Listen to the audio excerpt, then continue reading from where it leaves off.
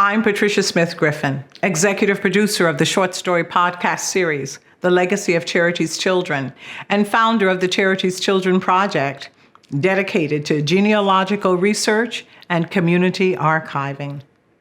Necessary Truths, Colonial Black Life in the First Free State is today's presentation. Our compiled research contains journalist accounts of the mob attacks on Dayton's first Black community called Africatown. Reporting from archival newspapers that include African American publications from around the country. We have explored historic letters and speeches, some within the Legacy of Charity's Children collection, as well as other resources and archival collections in and outside of Ohio and the Miami Valley. We have gathered accounts from survivors and their descendants, Black Daytonians who were eyewitnesses to those dramatic events. Witnesses such as Joseph and Catherine Sells Wheeler. Kitty Wheeler was pregnant with son Joseph Josephus Wheeler Jr., gave birth in October of 1841, a few short months after the attacks. Mr. Wheeler, a born warrior, became a writer, activist, and historian in the Dayton community, one who chronicled details of these attacks, as well as the histories of the city's early Black settlers. Survivors of the mob attacks also included John and Charity Davis Caesar Broady, who with their children huddled together in John's barber shop during the attacks, existing in fear before and after that fateful night. Now, with the work of Mr. Charles Austin, Mrs. Margaret Peters, and the archival collections of Joseph Josephus Wheeler Jr., Betty Jane Duggar Ferguson, and Emma Johnson Smith, we have compiled a detailed timeline of the 1841 pro-slavery mob attacks on Dayton's Black community, called Africatown, riots that inspired the founding of First Wesleyan Church. Out of the Smoke and Ashes, a production of the Legacy of Charity's Children.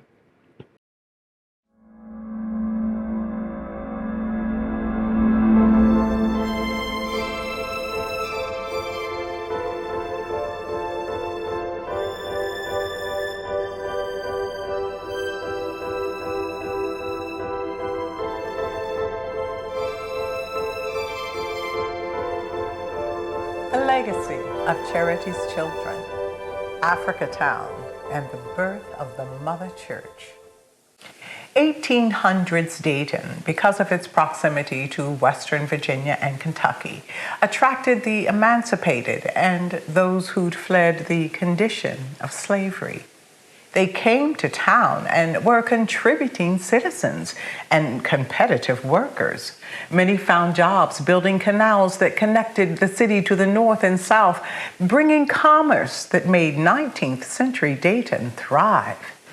These families cleared land, dug ditches, and established their own community on the outskirts of town, near a place called Seeley's Ditch.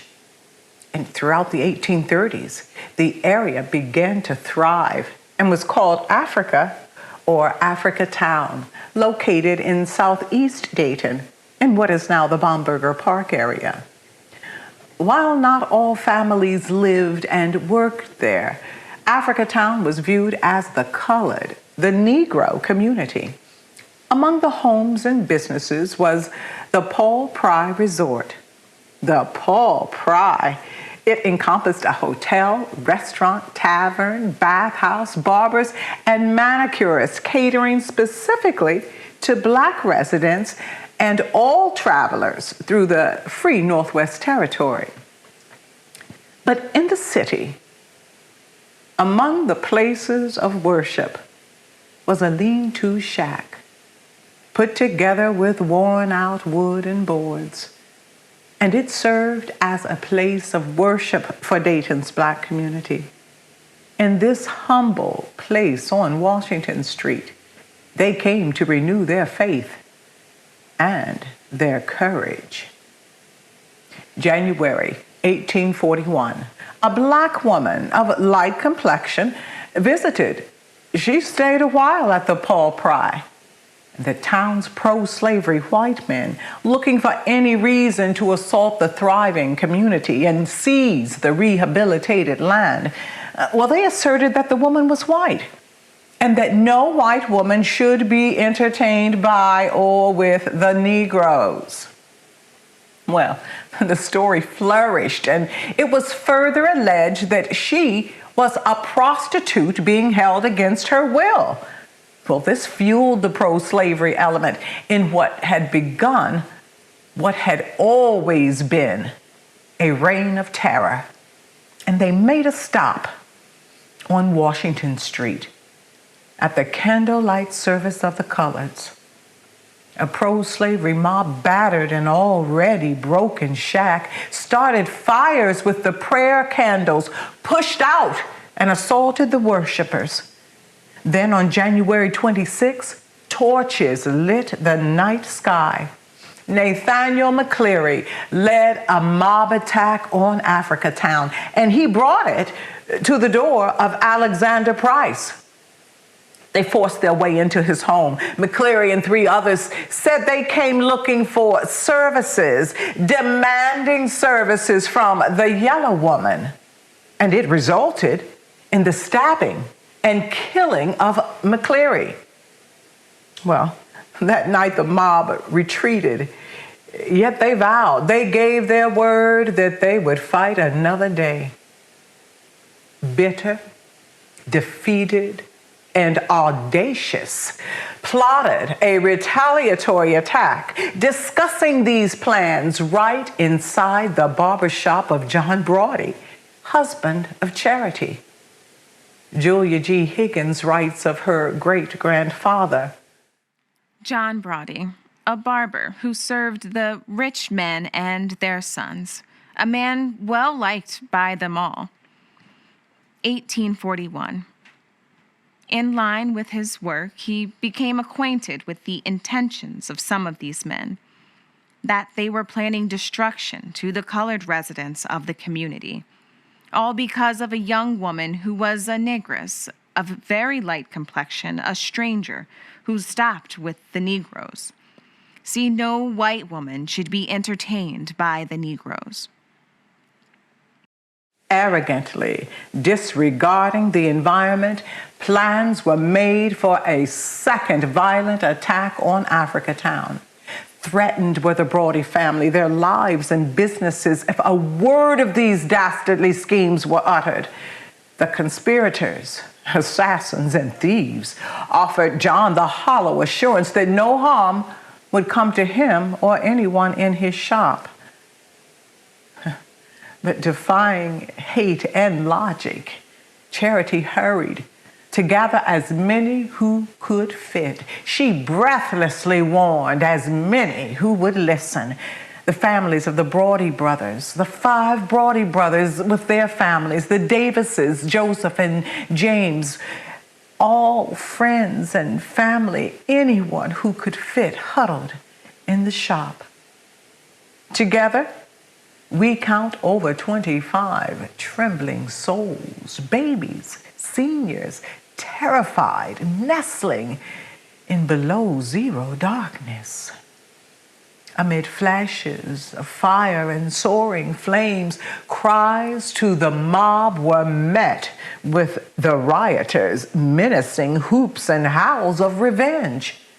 February 3rd, 1841, on that cold, heartless night, Africatown was looted and burned to the ground. The bitter sunrise proved the mob kept their word. With the Broadys, too. Mid howls and yells all night, they burned the homes and destroyed the personal property of the helpless. But they made a promise to John Broady before the mob started that they were not going to disturb him or anyone with him, a promise which they kept. Victims of the attack were left with nothing. Children were seen clinging to chickens that were spared. Charity, known throughout the community as the Negro nurse, again defied the mobocracy, who warned not to provide aid to survivors. She rushed to enlist others and worked tirelessly to provide care and feeding to the worn and wounded. The total population of Dayton at that time was just over 6,000. Only 326 of its residents were Black citizens. Brutalized and hiding in the woods, many died of exposure in below zero temperatures as relentless winter wind blew through Ohio's open plains. The 1841 attacks on Dayton's Africa town accomplished the intended goal. Those who were physically and or financially fit, they left the city, and for decades, Dayton was known as a place that was inhospitable to coloreds. And the town's remaining Black residents, well, they justifiably feared their safety. Yet, through it all, they worshiped. The First Wesleyan Methodist Church is the mother church of Dayton, Ohio's Black churches. It was officially founded in March of 1842, but its origins began even before, when the United Daughters of Zion were among worshipers in a lean-to shack on Washington Street. Evening service on the Sunday of the 1841 attack on Africa Town, prayer warriors gathered by candlelight to petition God for intercession when their invocations were interrupted by the unrepented, who bullied and assaulted them, stamping out their candles, but not their fire. In the aftermath of the attacks, a group of brave Black citizens with a few sympathetic white abolitionists gathered in the battered structure to reclaim their city. Where two or more were gathered, they bravely inhaled ashes of hate and insecurity, formed alliances trying to reinforce a place of worship. They secretly shared resources to assist and shelter the assaulted. Charity hoped to rebuild. She worked to nurse, gather, and distribute supplies to the suffering, as well as those who were preparing to leave town. Everybody feeling the heart-ripping reality that comes when ties that bind may be forever broken. Throughout the 1830s, there were 18 pro-slavery mob attacks in Ohio, the first free state. John's brothers, despite having a thriving carriage company, they left relatively soon, victimized by attacks in 1837, and having survived the days of furor in 1841, the five Broady brothers took their families to Canada to establish a safer life. John Broady's barber shop, as promised, was left untouched that night. But not John. It touched the depths of his soul. But circumstances, the mindset was different for Charity. Deep roots bound her to a town that had betrayed its colored citizens. John Isaac Davis arrived with his infant daughter in the emerging city of Dayton, Ohio between 1802 and 1803. Just 7 or so years after Indigenous Americans were forced out and the territory established as the first free state in the American experiment. Just after the first log was cut to forge a settlement in the river-ribboned land.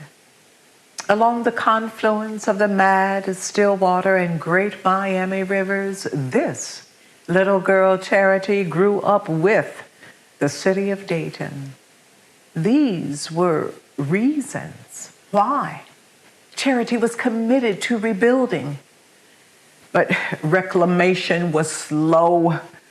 White abolitionists and organizers of an anti-slavery society, Luther Bruin, and new to Dayton, Dr. Hibbert Jewett, were among those to provide aid. But could these few voices of change penetrate an otherwise unremorseful, complicit silence that echoed through the hollow-hearted town? And was it simply the community of family and friends that compelled Charity's need to stay? We find an additional motivation. Late in the autumn of 1840, right before the attacks on Africatown, a group of women made a commitment to the spiritual development of their community. The commitment to establish the Mother Church, and it seemed all the more essential after the attack.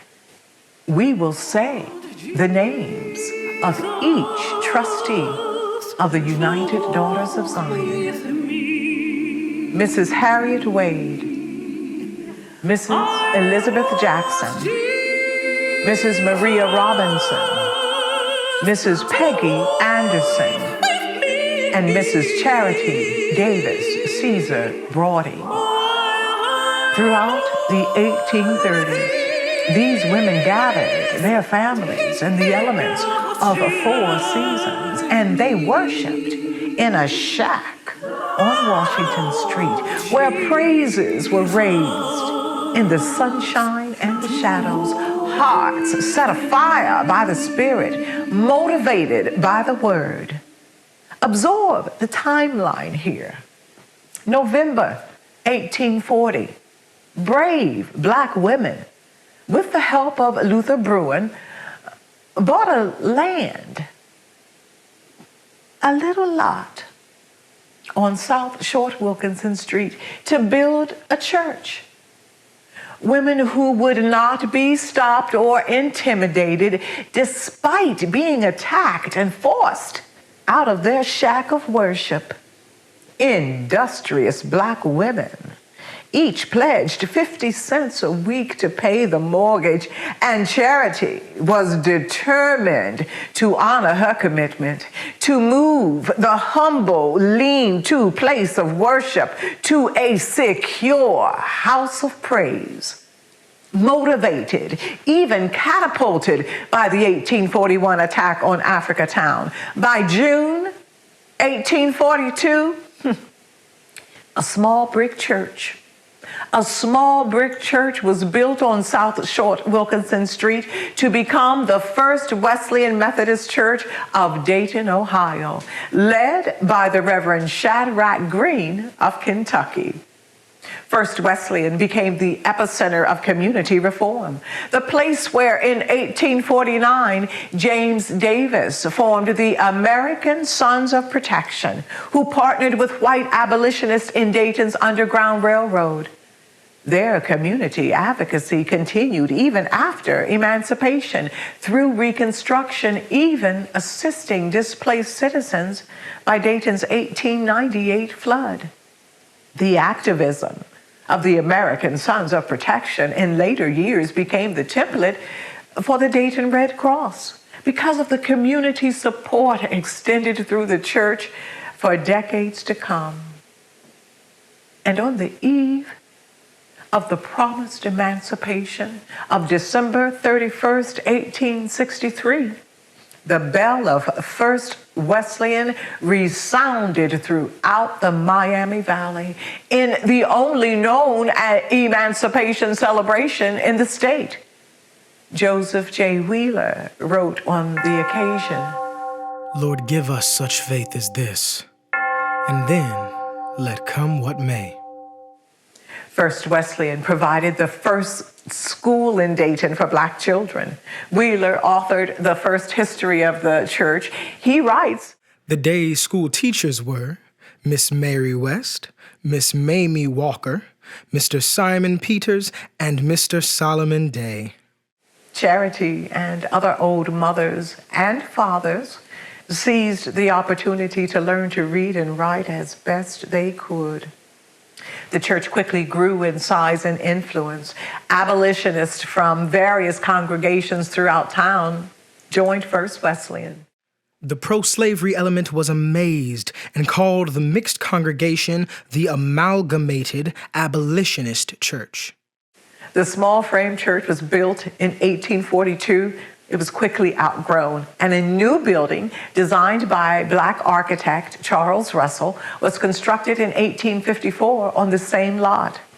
The mortgage, despite dubious distraction, was paid in full by July of the same year, and the deed gifted to the First Wesleyan Methodist Church of Dayton, Ohio by the United Daughters of Zion. Dedicated Black women each gave 50, sometimes 75 cents a week, and they paid that debt by taking in laundry, doing extra work in the homes of whites they should barely trust. Charity was a washerwoman. The irons, the cast irons, tools of her profession are proudly among our family's prized possessions. Julia Galloway Higgins, the great-granddaughter of Charity, writes, Out of the smoke and ashes of this mob-torn town, the First Wesleyan Church was built. Here we find the name of Aunt Charity with the rest of the founders. The ground upon which the church was built was donated by the now extinct United Daughters of Zion. Here again we find the name of Charity Broady as one of the trustees among the rest. Brave, industrious, dedicated, fierce Black women, fierce Black people. We are the legacy of Charity's children.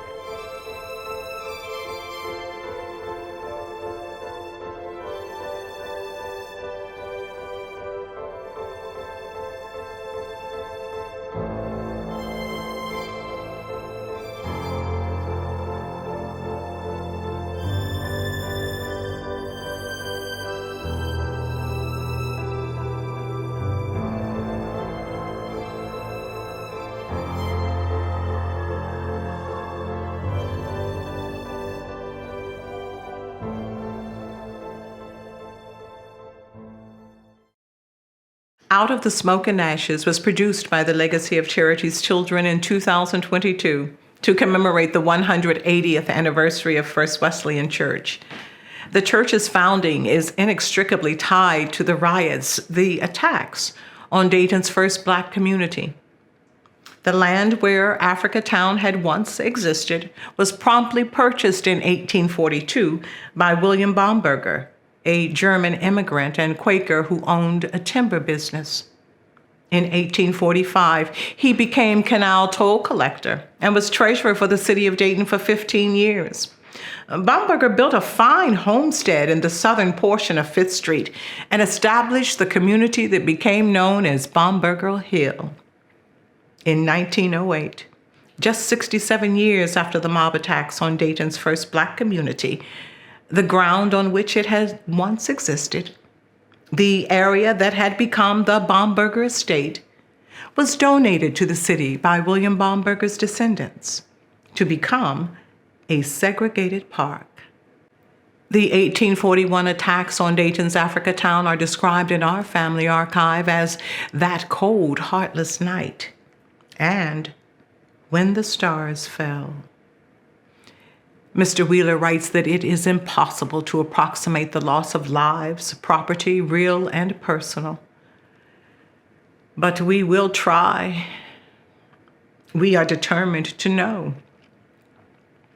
I am Patricia Smith Griffin, the fourth great-granddaughter of Charity Davis Caesar Broady, who survived Dayton's pro-slavery mob attacks of the 1800s, was a conductor in the Miami Valley Underground Railroad, an abolitionist, nurse, suffragist, and mother to 13. Member and trustee of the United Daughters of Zion, who in 1842, out of the smoke and ashes, founded First Wesleyan Church. This is the legacy of Charity's children.